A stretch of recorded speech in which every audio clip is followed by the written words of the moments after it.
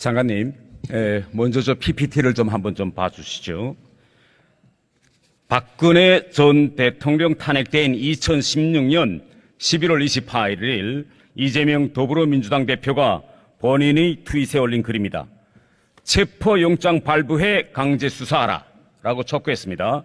당시 문재인 전 대통령은 그 옆에 PPT에 있는데 검찰도 대통령이라고 예우할 것이 아니라 그냥 피의자로 다루면 됩니다. 즉각적인 강제 수사를 촉구합니다. 라고 했습니다. 저는 이재명 대표가 들으세요. 박근혜 전 대통령 탄핵 시 한 발언대로 이재명 대표를 당대표로 예우하지 말고 체포영장 발부해 강제 수사해야 한다고 봅니다. 장관님, 이재명 대표를 구속 수사하시겠습니까? 대한민국은 법치주의 국가고요. 법에 따라서 검찰이 공정하게 수사할 거라고 생각합니다. 더불어민주당은 이재명 대표 방탄을 위해 서울 도심에서 국회의원 100여 명과 당원 지지자 등을 동원해 대규모 장외 집회를 열었습니다. 내로남불도 이런 내로남불이 없습니다. 이것이야말로 검찰에 대한 정치적 압력, 협박, 압박입니다. 장관님, 만일 이재명 대표의 혐의가 사실로 드러나면 이 혐의를 덮으려 했던 민주당 의원들 공범 아닙니까? 법에 따라서 수사가 진행되고 있고요. 그걸 지켜봐 주시면 될 것 같습니다. 오늘 보도를 보니 지금 더불어민주당이 이재명 대표의 지시로 검사 교체, 검사 신상 공개 등 검찰 권한을 대폭 축소하는 법안을 무대기로 추진하고 있다고 합니다.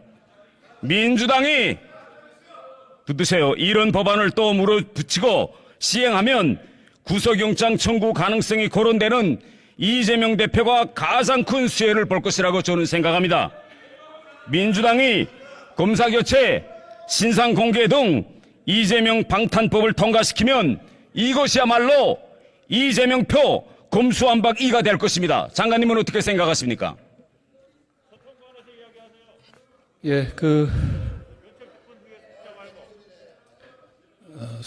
수사가 진행 중인 상황이고요. 수사 중인 상황에 대해서 어떤 방어하기 위한 의도로 그런 법을 만든다면 안 되겠죠.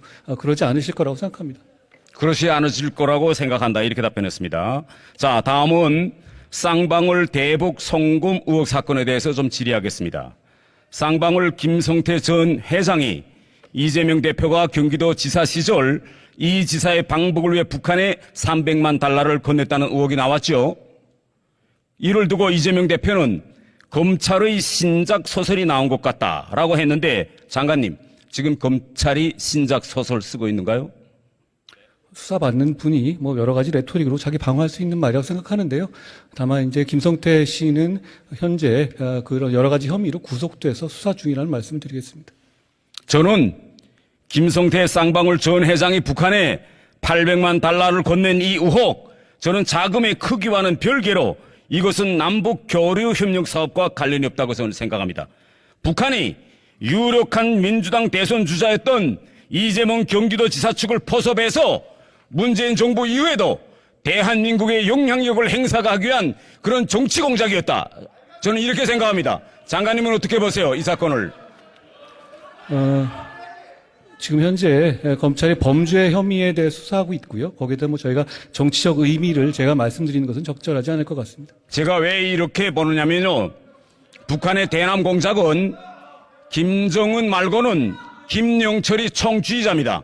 그런데 그가 당시 위원장으로 있던 조선 아시아 태평양 평화위원회가 이재명 대표 측과의 교섭에 전면에 나섰습니다. 이것이 확실한 증거입니다. 이것이 맞죠?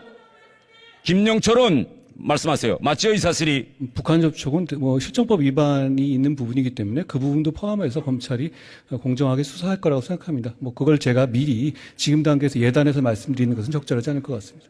김영철은 어떤 인물입니까? 북한군 정찰총국장 시절 천안함 폭침을 주도한 인물입니다. 그의 업무는요, 경제교류가 아닙니다. 대남 스파이 공작, 정치 공작이 김영철의 주요 업무입니다. 장관님, 2019년 이재명 전 지사가 김영철에게 친서까지 보냈다는 보도가 나왔는데 이번 조사 과정에 이것이 드러났는가요? 제가 공개되지 않은 수사 내용을 말씀드린 건 적절치 않은데요.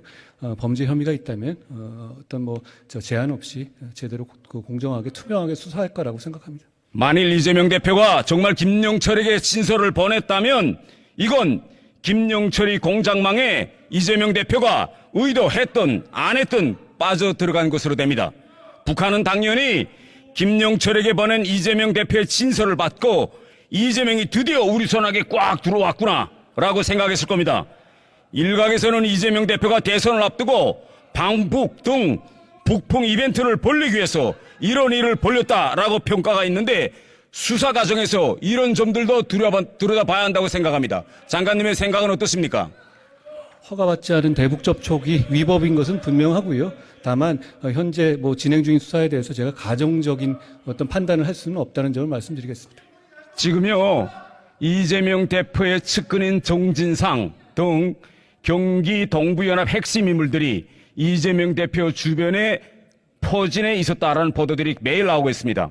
지금 검찰 조사에 따르면 정진상 씨가 경기 동부연합 출신이라는 것이 드러났습니까? 밝혀졌습니까? 검찰이 범죄 구성 요건에 맞게 그거에 관한 증거가 있는지 여부에 대해서 철저하게 수사할 거라고 생각합니다. 제가 사실관계를 미리 예단하거나 수사 상황을 말씀드릴 수 없다는 점을 양해해 주시기 바랍니다. 지금에 와서 생각해보면 정말 소름 끼치는 일입니다. 지난 대선에서 우리 국민들이 윤석열 정부를 탄생시키지 않았더라면 정말 이 나라에서 큰 일이 일어날 뻔했습니다. 정말 대한민국 국민은 위대한 국민입니다. 장관님 답변에 감사합니다. 들어가 보십시오. 고맙습니다. 다음은 이종섭 국방장관님 앞으로 나와 주십시오.